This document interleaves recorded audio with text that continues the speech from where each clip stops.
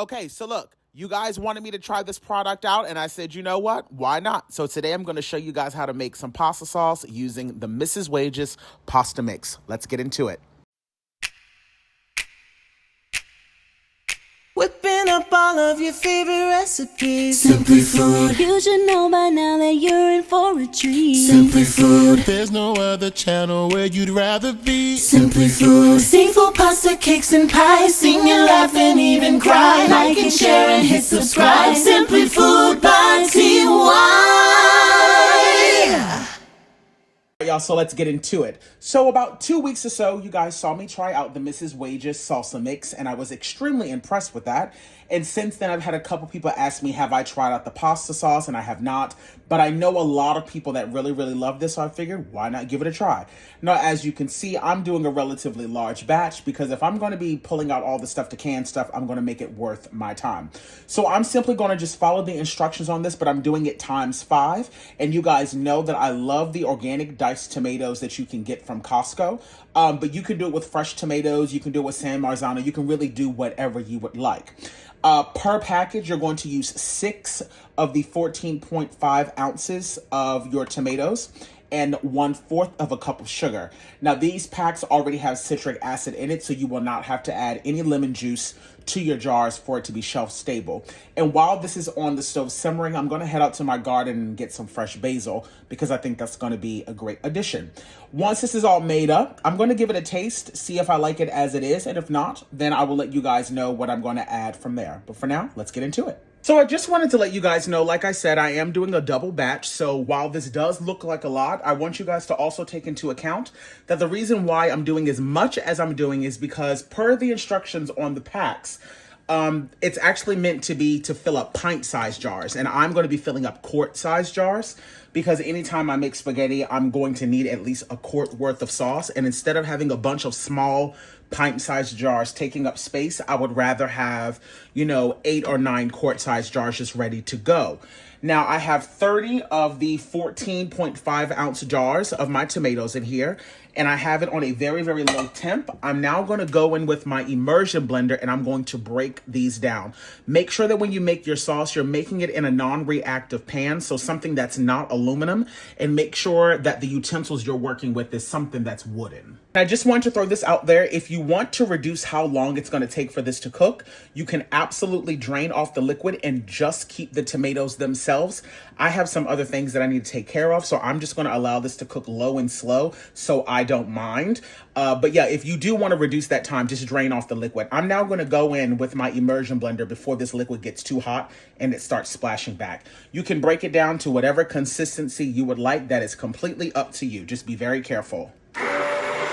And I also just wanted to point out that you don't have to stress yourself out too much about making it perfectly smooth, especially if you're making a size this large, because these tomatoes are already diced, and because I am going to be cooking these for quite some time, they're going to break down, but I like to do this just to give it a nice little head start. I'm now going to add in my sugar. And again, I'm literally just following the instructions on the back. I'm just multiplying it by 5. I will say, first impressions of just smelling it, it doesn't actually smell that much like what you would expect a pasta sauce to smell like. But I imagine as certain things get rehydrated and as it cooks in with the tomatoes, that's probably going to drastically change. But we will see. All right, y'all. So now that I have all of my seasoning in here, I'm just giving this a good mix just to make sure that everything is fully incorporated. I've adjusted my heat up to about an 8 because I want to bring this pot up to a full boil. Once it gets to a full boil, I'm then going to drastically reduce the temperature down to about a 2 or 3 because I want to allow this to simmer on low for about an hour or so that it can naturally thicken up. Some of that water will evaporate out and you'll get a beautiful thick spaghetti sauce. Again, if you don't want to have to be here as long over your pot, you can drain off the liquid and then you really won't have to do that. But I have the spare time today, so I'm going to just, let it do its thing. But for now, just bring it up to a boil and definitely make sure that you are mixing the entire time so that nothing burns while it's coming up to temp. And like I said, I have an abundance of basil out in my garden. This is sweet basil. So I'm just going to give this a good washing and then set this to the side and allow this to dry off. And I'm going to be adding this to the individual jars instead of adding it to the sauce itself. And just to let you guys know, I will be water bath canning this pasta sauce. Now, if I was adding any meat or if I was adding like onions and peppers and things like that, I would have to pressure can this. The veggies that are in this are dehydrated and I'm not adding in any additional vegetables beyond that basil. And I'm not really too concerned about that because there's already citric acid that was added to this. But I do think just to be on the extra safe side, I'm going to add in about a tablespoon of lemon juice to each of my quart-sized jars. The lemon juice does not affect the taste of your tomato sauce whatsoever. It just ensures that the pH level in your tomato sauce raises that acidity level to exactly where you want it to be. So that way it will be completely shelf stable. Now I have my quart size jars over here in my water bath canner on the lowest setting possible, just so that they can stay nice and warm because of course we will be hot packing this. I'm gonna wait to do the taste test on this until after this has simmered for a while so that I can really allow it to kind of mellow out and, you know, really let those flavors do what they need to do before I kind of judge it. I don't want to add anything to it too soon. And I just wanted to point out that if you're going to add lemon juice to your jars, which again, you do not have to do that because there is citric acid already in the packet. I'm just doing it as a precautionary measure. But if you are going to choose to do that, make sure you set a decent amount out in a bowl to the side so that it can get up to room temp, because you do not want to put extremely cold lemon juice into those piping hot jars or it will crack. So just, you know, take out a decent amount and just set it to the side while everything is cooking up so that it can get up to room temp. All right, y'all, so my sauce has been going for about 35-40 minutes now at this point, and I've given it a taste, and while I still feel like this does not need any additional salt whatsoever, I do feel like the acidity level was just a little bit too high for my liking. Now, that is definitely going to depend on what type of tomatoes you use. If you use tomatoes that are coming straight from your garden, the acidity level might be even higher. It might be lower. So you're really going to have to just gauge that based off of your preference and what you and your family likes. So for me, I added in an additional 1 cup of sugar. Now that might sound like a lot, but if you guys see how gigantic this pot is, you'll realize there's actually not that much sugar once it's divvied up in between the quart-sized jars. I've also added in an additional 1 tablespoon of dried oregano. I feel like that oregano flavor that I love wasn't coming through strong enough, and now this is tasting exactly how I want it to. You can also see how it's starting to reduce, which is beautiful. And another little trick, if you're able to put a wooden spoon or a spatula or something in your sauce and it's kind of somewhat able to stand up, then that means that your sauce is thickening up beautifully and it's almost ready. So I'm probably gonna let this go for about another 15 minutes or so. And since I only have about 15 minutes left on this, I'm gonna go on ahead and turn my water bath canner on low so that those jars can get nice and hot. You guys, the sauce has turned out absolutely fantastic. Those slight adjustments that I made for me personally made the world of difference. So now I'm going to go on ahead and turn the heat off. I'm going to skim off that foam that you see on the top, and then we can begin filling up our jars. And as you can see, it has reduced down a significant amount. It is thick just the way I like it, and it will thicken up as it cools down. So, you know, you don't try to make it like a brick while it's in this pot because it will thicken up. But yeah, I'm pretty impressed with this. I'm not gonna lie. Let's can it up. As I always say, I don't like to take out more than 2 jars at a time. So to each jar, I'm gonna add in 3 pieces of my sweet basil. And my lemon juice is not cold anymore, so I'm gonna go on ahead and add that in, but I'm gonna add that in on top of the sauce just as an extra measure. And these are wide mouth jars. I'm actually using a combination today of both wide mouth and regular size quart jars. Either way, they'll all process at the same time. So that really won't make that big of a difference.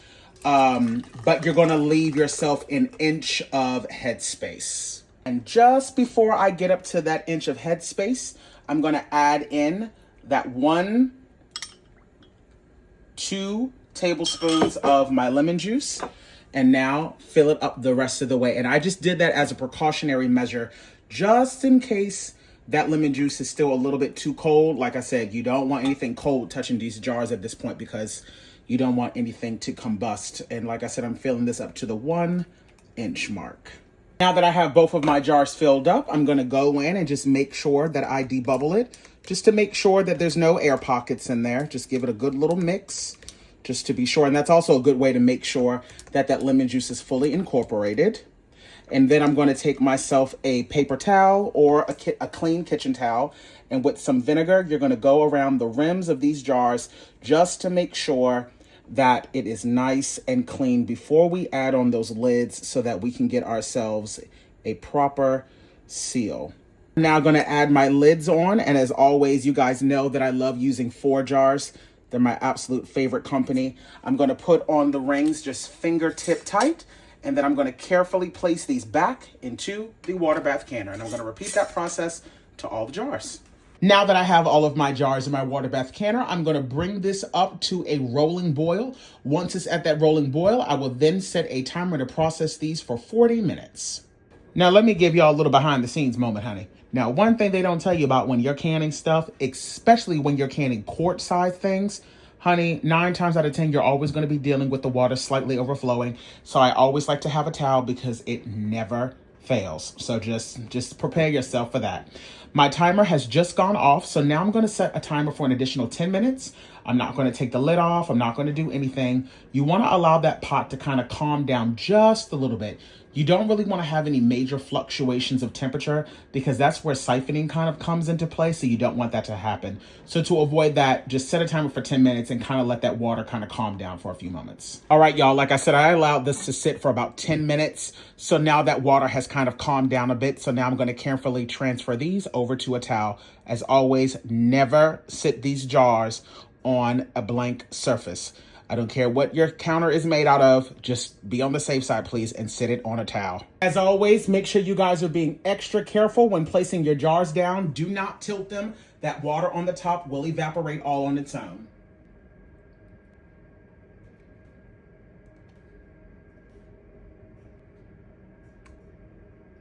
I have now carefully transferred all of my jars of my pasta sauce over to a towel. I'm now going to cover these up and allow these to sit for 24 to 48 hours. Alrighty, you guys, it is now the next morning. So now I'm going to go in and remove all of my rings and then begin my seal check. All right, so now let's begin our seal check. You want to make sure you're tapping on the top of them, making sure that there is no pushback. That all sounds great, but always, as a precautionary measure, lift them up by the jars, and you will know if you have a proper seal because no matter how heavy the contents are within the jar, you should be able to lift it up by the lid itself, and it should not come off. So all of these have properly sealed, which is wonderful. Now, just letting you guys know, I was successfully able to can up 8 quarts of pasta sauce here. However, I had a lot of sauce left over, which was totally fine, but I decided that I didn't want to can all that up because I'm just going to use it for a recipe this week. But just letting you know, if you do the exact same amount of sauce that I made, on the side, I have a half gallon, okay? A huge half gallon ball jar of sauce left over. And then I also have 2 more quart sizes that I decided to freeze. Because I'm going to be taking that over to a family member's house. So just know that you will have a lot of sauce. I just did not, frankly, want to go through the trouble of setting up 2 canners. And honestly, I do not eat spaghetti that often, nor do I really use pasta sauce that often. So this is really about 8 months worth of product for me. I'm probably only going to use 1 jar of this probably a month. So I just wanted to let you guys know that. So now I'm going to take these over to the sink, wash these up really quick just to make sure that everything's nice and clean. Now that I have my jars all washed up, I'm just going to go in and put my labels on. And as always, I have somebody down in the comment section that will ask me, why are you taking the rings off? Isn't that supposed to keep your jars, nice and safe? The quickest answer to that is no. You actually do not ever want to leave these on. If moisture gets trapped around on the inside of this, it will cause rust, which can sometimes introduce unnecessary bacteria. And not only that, the only purpose of this is to make sure that this lid stays in place while it's processing. This is not meant to keep your lids down tight, okay? Because no matter how tight you put this on, if this seal is not properly sealed, bacteria can get into it. So the only way that you can ensure that your jars are always going to be shelf stable in your pantry, you have to have these removed so that when you go through your pantry and you're doing your checks, you can lift it up by the lid. This serves no purpose once it's done processing. So just, always keep that in mind. And so that, my loves, is how I can up some pasta sauce using the Mrs. Wages pasta sauce mix. I'm thoroughly impressed with it. I'm not going to lie. I definitely think that this is going to be a new staple in my household. Again, I do not make spaghetti or really, honestly, recipes often that require pasta sauce. So this is actually going to last me quite some time, and it was fairly easy to do so. So thanks for tuning in.